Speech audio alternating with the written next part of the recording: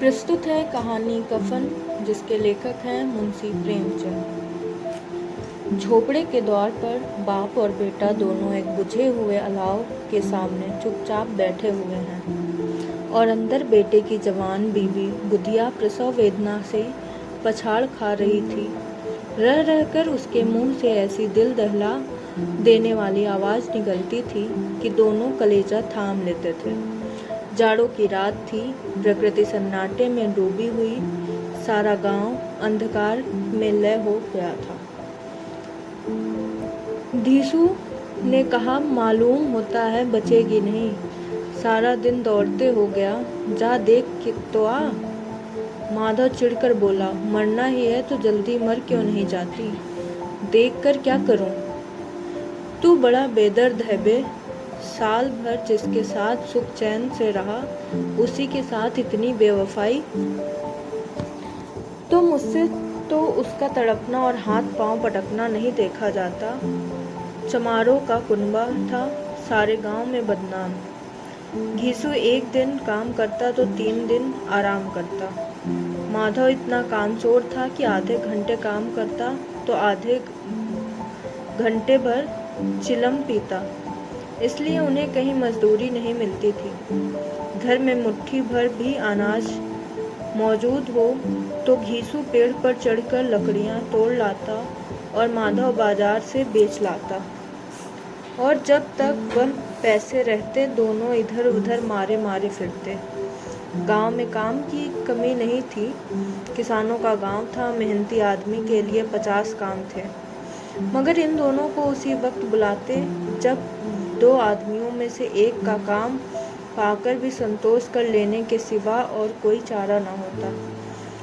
अगर दोनों साधु होते तो उन्हें संतोष और धैर्य के लिए समय और नियम की बिल्कुल ज़रूरत न होती। यह तो इनकी प्रकृति थी। विचित्र जीवन था इनका। घर में मिट्टी के 2-4 बर्तनों के सिवा कोई संपत्ति नहीं थी। फटे चीथड़ों से अपनी नग्नता के ढाके हुए जिए जाते थे, संसार की चिंताओं से मुक्त, कर्ज से लदे हुए। गालियां भी खाते, मार भी खाते, मगर कोई भी गम नहीं। दीन इतने की वसूली की बिल्कुल आशा न रखने पर भी लोग इन्हें कुछ न कुछ कर दे देते थे। मटर आलू की फसल में दूसरों के खेतों से मटर या आलू उखाड़ लाते और भान कर खा लेते, या 10-5 ऊख उखाड़ लाते और रात को चूसते। घीसू ने इसी आकाश वृत्ति से 8 साल की उम्र काट दी और माधव भी सपूत बेटे की तरह बाप के ही पद चिन्हों पर चल रहा था, बल्कि उसका नाम और भी उजागर कर रहा था। इस वक्त भी दोनों अलाव के सामने बैठकर आलू भून रहे थे, जो कि किसी खेत से खोद लाए थे। घीसू की स्त्री का तो बहुत दिन हुए देहांत हो गया था। माधव का ब्याह पिछले साल हुआ था। जब से यह औरत आई थी उसने इस खानदान में व्यवस्था की नींव डाली थी और इन दोनों बेगैरतों का दोजख भरती रहती थी। जब से वह आई यह दोनों और भी आराम तलब हो गए थे, बल्कि कुछ अकड़ने भी लगे थे। कोई कार्य करने को बुलाता तो निर्व्याज भाव से दुगनी मजदूरी मांगते। वह औरत इस प्रसव वेदना से मर रही थी और यह दोनों शायद इसी इंतजार में थे कि वह मर जाए तो आराम से सोएं। घीसू ने आलू निकालकर छीलते हुए कहा, जाकर देख तो क्या दशा है उसकी, चुड़ैल का फिसाद होगा और क्या। यहाँ तो ओझा भी 1 रुपया मांगता है। माधव को भय था कि वह कोठरी में गया तो घीसू आलूओं का बड़ा भाग साफ कर देगा। बोला, मुझे वहाँ जाते डर लगता है। तो तुम ही जाकर देखो ना। मेरी औरत जब मरी थी तो मैं 3 दिन तक उसके पास से हिला नहीं, और फिर मुझसे लजाएगी कि नहीं। जिसका कभी मुँह नहीं देखा, आज उसका उघड़ा हुआ बदन देखूं, उसे तन की सुध भी तो ना होगी। मुझे देख लेगी तो खुलकर हाथ पांव भी न पटक सकेगी। मैं सोचता हूँ कोई बाल बच्चा हुआ तो क्या होगा। सौंठ, गुड़, तेल कुछ भी तो नहीं है घर में। सब कुछ आ जाएगा, भगवान दे तो। जो लोग अभी 1 पैसा नहीं दे रहे वे ही कल बुलाकर रुपए देंगे। मेरे 9 लड़के हुए, घर में कभी कुछ न था, मगर भगवान ने किसी न किसी तरह बेड़ा पार ही लगाया। जिस समाज में रात दिन मेहनत करने वालों की हालत उनकी हालत से कुछ बहुत अच्छी ना थी, और किसानों के मुकाबले में वे लोग जो किसानों की दुर्बलताओं से लाभ उठाना जानते थे कहीं ज़्यादा संपन्न थे, वहाँ इस तरह की मनोवृत्ति का पैदा हो जाना कोई अचरज की बात ना थी। हम तो कहेंगे घीसू किसानों से कहीं ज़्यादा विचारवान था और किसानों की विचार शून्य समूह में शामिल होने के बदले बैठकबाजों की कुत्सित मंडली में जा मिला था। हाँ, उसमें यह शक्ति ना थी कि बैठकबाजों के नियम और नीति का पालन करता, इसलिए यहाँ उसकी मंडली के और लोग गांव के सरगना और मुखिया बने हुए थे। उस पर सारा गांव उंगली उठाता था।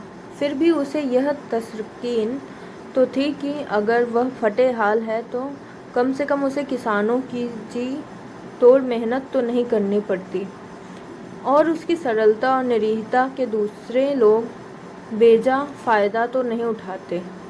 दोनों आलू निकाल कर जलते जलते खाने लगे। कल से कुछ नहीं खाया था, इतना सब्र ना था कि उन्हें ठंडा हो जाने दें। कई बार दोनों की ज़बानें जली। छिल जाने पर आलू का बाहरी हिस्सा बहुत ज़्यादा गर्म ना मालूम होता, लेकिन दांतों के तले पड़ते ही अंदर का हिस्सा ज़बान, हलक और तालू को जला देता था, और उस अंगारे को मुंह में रखने से ज़्यादा खैरियत इसी में थी कि वह अंदर पहुंच जाए। वहाँ उसे ठंडा करने के लिए काफ़ी सामान थे, इसलिए दोनों जल्दी जल्दी निगल जाते। हालांकि इस कोशिश में उनकी आंखों से आंसू निकल आते। घीसू को उस वक्त ठाकुर की बारात याद आई जिसमें 20 साल पहले वह गया था। उस दावत में उसे जो तृप्ति मिली थी वह उसके जीवन में एक याद रखने लायक बात थी, और आज भी उसकी याद ताज़ी थी। बोला वह जो भोज नहीं भूलता, तब से फिर उस तरह खाना और भरपेट कभी नहीं मिला। लड़की वालों ने सबको भरपेट पूरियां खिलाई थी, सबको, छोटे बड़े सबने पूरियां खाई, और असली घी की चटनी, रायता, 3 तरह के सूखे साग, एक रसेदार तरकारी, दही, मिठाई। अब क्या बताऊं कि उस भोज में क्या स्वाद मिला। कोई रोक टोक नहीं, जो चीज़ चाहे मांगो, जितना चाहे खाओ। लोगों ने ऐसा खाया कि किसी ने से पानी ना पिया गया, मगर परोसने वाले हैं कि पत्तल में गर्म गर्म गोल गोल सुवासित कचौरियाँ डाल देते हैं। मना करते हैं कि नहीं चाहिए, पत्तल पर हाथ से रोके हुए हैं, मगर वह हैं कि दिए जाते हैं। और जब सबने मुंह धो लिया तो पान इलायची भी मिली, मगर मुझे पान लेने की कहाँ सुध थी। खड़ा हुआ ना जाता था। चटपट जाकर अपने कंबल पर लेट गया। ऐसा दिल दरियाव था वह ठाकुर। माधव ने इस पदार्थों का मन ही मन मजा लेते हुए कहा, अब हमें कोई ऐसा भोज नहीं खिलाता। अब कोई क्या खिलाएगा। वह जमाना दूसरा था, अब तो सबको किफ़ायत सूझती है। शादी ब्याह में मत खर्च करो, क्रियाकर्म में मत खर्च करो। पूछो गरीबों का माल बटोर बटोर कर कहाँ रखोगे। बटोरने में तो कमी नहीं है, हाँ खर्च में किफ़ायत सूझती है। तुमने 20-1 पूरियाँ खाई होंगी। 20 से ज़्यादा खाई थी। मैं 50 खा जाता। 50 से कम मैंने ना खाई होंगी। अच्छा पट्टा था। तू मेरा आधा भी ना है। आलू खाकर दोनों ने पानी पिया और वहीं अलाव के सामने अपनी धोतियाँ ओढ़कर पाँव पेट में डाल सो रहे, जैसे 2 बड़े बड़े अजगर गोलिंडिया मारे पड़े हों, और बुधिया अभी तक कराह रही थी। सवेरे माधव ने कोठरी में जाकर देखा तो उसकी स्त्री ठंडी हो गई थी। उसके मुंह पर मक्खियाँ भिनक रही थीं, पथराई हुई आंखें ऊपर टंगी हुई थी, सारी देह धूल से लथपथ थी। उसके पेट में बच्चा मर गया था। माधव भागा हुआ घीसू के पास आया, फिर दोनों जोर जोर से हाय हाय करने और छाती पीटने लगे। पड़ोस वालों ने यह रोना धोना सुना तो दौड़े हुए आए और पुरानी मर्यादा के अनुसार इन अभागों को समझाने लगे, मगर ज़्यादा रोने पीटने का अवसर न था। कफन की और लकड़ी की फिक्र करनी थी। घर में तो पैसा इस तरह गायब था जैसे चील के घोंसलों से मांस। बाप बेटे रोते हुए गांव के जमींदार के पास गए। वह इन दोनों की सूरत से नफरत करते थे। कई बार इन्हें अपने हाथों पीट चुके थे चोरी करने के लिए और वादे पर काम ना आने के लिए। पूछा, क्या है बे घिसुआ, रोता क्यों है? अब तो तू कहीं दिखाई भी नहीं देता, मालूम होता है इस गांव में रहता ही नहीं। घीसू ने जमीन पर सिर रखकर आंखों में आंसू भरे हुए कहा, सरकार, बड़ी विपत्ति में हूँ। माधव की घरवाली रात को गुजर गई। रात भर तड़पती रही सरकार। हम दोनों उसके सिरहाने बैठे रहे। दवा दारू जो कुछ हो सका सब कुछ किया, मगर वह हमें दगा दे गई। अब कोई एक रोटी देने वाला भी ना रहा। मालिक तबाह हो गए। घर उजड़ गया, आपका गुलाम हूँ। अब आपके सिवा कौन उसकी मिट्टी पार लगाएगा? हमारे हाथ में जो कुछ था वह सब तो दवा दारू में उठ गया। सरकार ही की दया होगी तो उसकी मिट्टी उठेगी। आपके सिवा किसके द्वार पर जाऊं? जमींदार साहब दयालु थे, मगर घीसू पर दया करना काले कम्बल पर रंग चढ़ाना था। जी में तो आया, कह दे चल दूर हो यहाँ से। यूँ तो बुलाने से भी नहीं आता। आज जब गरज पड़ी है तो आकर खुशामद कर रहा है, हरामखोर कहीं का बदमाश। लेकिन यह क्रोध या दंड का अवसर न था। जी में कुड़ते हुए 2 रुपए निकाल कर फेंक दिए, मगर सांत्वना का एक शब्द भी मुंह से ना निकला। उसकी तरफ ताका तक नहीं, जैसे सिर का बोझ उतारा है। जब जमींदार साहब ने 2 रुपए दिए तो गांव की बनिए महाजनों को इनकार का साहस कैसे होता? घीसू जमींदार के नाम पर का ढिंढोरा भी पीटना जानता है। किसी ने 2 आने दिए तो किसी ने 4 आने। 1 घंटे में घीसू के पास 5 रुपए की अच्छी रकम जमा हो गई। कहीं से नाज मिल गया, कहीं से लकड़ी। और दोपहर को घीसू और माधव बाजार में कफन लाने चले। इधर लोग बांस काटने लगे। गांव की नर्म दिल स्त्रियां आकर लाश देखती थीं और उसकी बेकसी पर 2 बूंद आंसू गिराकर चली जाती थीं। बाजार में पहुंचकर घीसू बोला, लकड़ी तो उसे जलाने भर को मिल गई है। क्यों माधव? माधव बोला, हाँ लकड़ी तो बहुत है, अब कफन चाहिए। तो चलो कोई हल्का सा कफन ले लें। हाँ और क्या, लाश उठते उठते रात हो जाएगी। रात को कफन कौन देखता है? कैसा बुरा रिवाज है कि जी तन ढांकने के को चिथड़ा भी ना मिले। मरने पर नया कफन चाहिए। कफन लाश के साथ जल ही तो जाता है, और क्या रखा रहता है। यही 5 रुपए पहले मिलते तो कुछ दवा दारू कर लेते। दोनों एक दूसरे के मन की बात ताड़ रहे थे। बाजार में इधर उधर घूमते रहे। कभी इस बाजार की दुकान पर गए तो कभी उसकी दुकान पर। तरह तरह के कपड़े, रेशमी और सूती देखे, मगर कुछ जचा नहीं। यहाँ तक कि शाम हो गई। तब दोनों ना जाने किस दैवी प्रेरणा से एक मधुशाला के सामने आ पहुँचे और जैसे किसी पूर्व निश्चित व्यवस्था से अंदर चले गए। वहाँ जरा देर तक दोनों असमंजस में खड़े रहे।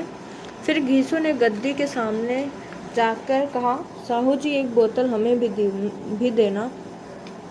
इसके बाद कुछ चिखौना आया, तली हुई मछली आई और दोनों बरामदे में बैठकर शांतिपूर्वक पीने लगे। कई कुज्जियाँ ताबड़तोड़ पीने के बाद दोनों सरूर में आ गए।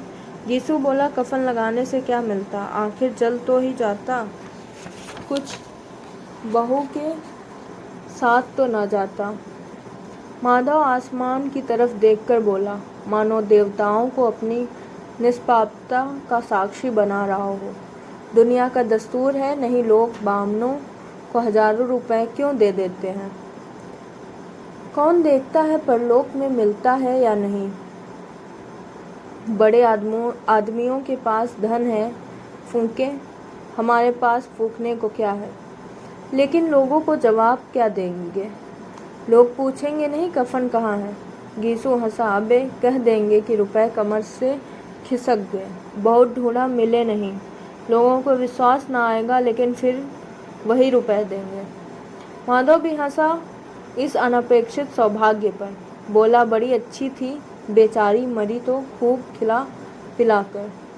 आधी बोतल से ज़्यादा उड़ गई। घीसू ने 2 सेर पूड़ियाँ मंगाई, चटनी, अचार, कलेजियाँ। शराब खाने के सामने ही दुकान थी। माधव लपक कर 2 पत्तलों में सारे सामान ले आया। पूरा 1.5 रुपया खर्च हो गया। सिर्फ थोड़े से पैसे बच रहे। दोनों इस वक्त इस शान से बैठे पूड़ियाँ खा रहे थे जैसे जंगल में कोई शेर अपना शिकार उड़ा रहा हो। न जवाबदेही का खौफ था, न बदनामी की फिक्र। इस सब भावनाओं को उन्होंने बहुत पहले ही जीत लिया था। घीसू दार्शनिक भाव से बोला, हमारी आत्मा प्रसन्न हो रही है तो क्या उसे पुण्य न होगा? माधव ने श्रद्धा से सिर झुकाकर, तस्दीक की जरूरत होगा। भगवान तुम अंतर्यामी हो, उसे बैकुंठ ले जाना। हम दोनों हृदय से आशीर्वाद दे रहे हैं। आज जो भोजन मिला वह कभी उम्र भर ना मिला था। एक क्षण के बाद माधव के मन में एक शंका जागी। बोला, क्यों दादा, हम लोग भी तो एक न एक दिन वहाँ जाएंगे ही। घीसू ने इस भोले भाले सवाल का कुछ उत्तर ना दिया। वह परलोक की बातें सोचकर इस आनंद में बाधा न डालना चाहता था। जो वहाँ हम लोगों से पूछे कि तुमने हमें कफन क्यों नहीं दिया तो क्या कहोगे? कहेंगे तुम्हारा सिर। पूछेगी तो जरूर, तू कैसे जानता है कि उसे कफन ना मिलेगा? तू मुझे ऐसा गधा समझता है?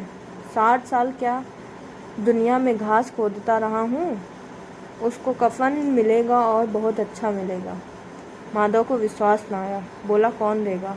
रुपए तो तुमने चट कर दिए। हम तो तुमसे पूछेगी, वह तो मुझसे पूछेगी। उसकी मांग में तो सिंदूर मैंने डाला था। घीसू गर्म होकर बोला, मैं कहता हूँ उसे कफन मिलेगा, तू मानता क्यों नहीं? कौन देगा बताते क्यों नहीं? वही लोग देंगे जिन्होंने कि अबकी दिया। हाँ, अबकी रुपए हमारे हाथ ना आएंगे। ज्यों-ज्यों अंधेरा बढ़ता था और सितारों की चमक तेज होती थी, मधुशाला की रौनक भी बढ़ती जाती थी। कोई गाता था, कोई डींग मारता था, कोई अपनी संगी के गले लिपटा जाता था, कोई अपने दोस्त के मुंह में कुल्हड़ लगाए देता था। वहाँ के वातावरण में सरूर था, हवा में नशा। कितने तो यहाँ आकर एक चुल्लू में मस्त हो जाते हैं। शराब से ज़्यादा यहाँ की हवा उन पर नशा करती है। जीवन की बाधाएं यहाँ खींच लाती थी और कुछ देर के लिए यह भूल जाते थे कि जो वे जीते हैं या मरते हैं, या ना जीते हैं ना मरते हैं। और यह दोनों बाप बेटे अब भी मज़े ले लेकर चुस्कियाँ ले रहे थे। सबकी निगाहें इनकी ओर जमी हुई थी। दोनों कितने भाग्य के बली हैं। पूरी बोतल बीच में है। भरपेट खाकर माधव ने बची हुई पूरियों का पत्तल एक भिखारी को दे दिया, जो खड़ा इतनी देर इनकी ओर भूखी आंखों से देख रहा था और देने के गौरव, आनंद और उल्लास का अपने जीवन में पहली बार अनुभव किया। घीसू ने कहा, ले जा, खूब खा और आशीर्वाद दे। जिसकी कमाई है वह तो मर गई, मगर तेरा आशीर्वाद उसे जरूर पहुँचेगा। रोए रोए से आशीर्वाद दो, बड़ी गाढ़ी कमाई के पैसे हैं। माधव ने फिर आसमान की तरफ देखकर कहा, वह बैकुंठ में जाएगी दादा, बैकुंठ की रानी बनेगी। घीसू खड़ा हो गया और जैसे उल्लास की लहरों में तैरता हुआ बोला, हाँ बेटा, बैकुंठ में जाएगी। किसी को सताया नहीं, किसी को दबाया नहीं। मरते मरते हमारी जिंदगी की सबसे बड़ी लालसा पूरी कर गई।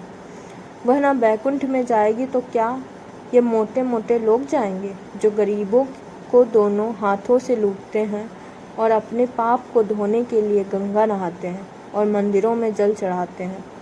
श्रद्धालुता का यह रंग तुरंत ही बदल गया। अस्थिरता नशे की खासियत है। दोनों और निराशा का दौरा हुआ। माधव बोला, मगर दादा, बेचारी ने जिंदगी में बड़ा दुख होगा, कितना दुख झेलकर मरी। वह आंखों पर हाथ रखकर रोने लगा, चीखे मार मार कर। घीसू ने समझाया, क्यों रोता है बेटा, खुश हो कि वह माया जाल से मुक्त हो गई। जंजाल से छूट गई। बड़ी भाग्यवान थी जो इतनी जल्दी माया मोह के बंधन तोड़ दिए। और दोनों खड़े होकर गाने लगे, ठगिनी क्यों नैया झमकावे ठगिनी। पियक्कड़ों की आंखें इतनी इनकी ओर लगी हुई थी और यह दोनों अपने दिल में मस्त गाए जाते थे। फिर दोनों नाचने लगे, उछले भी, कूदे भी, गिरे भी, मटके भी, भाव भी बताए, अभिनय भी किए और आखिर नशे से मदमस्त होकर वहीं गिर पड़े। धन्यवाद।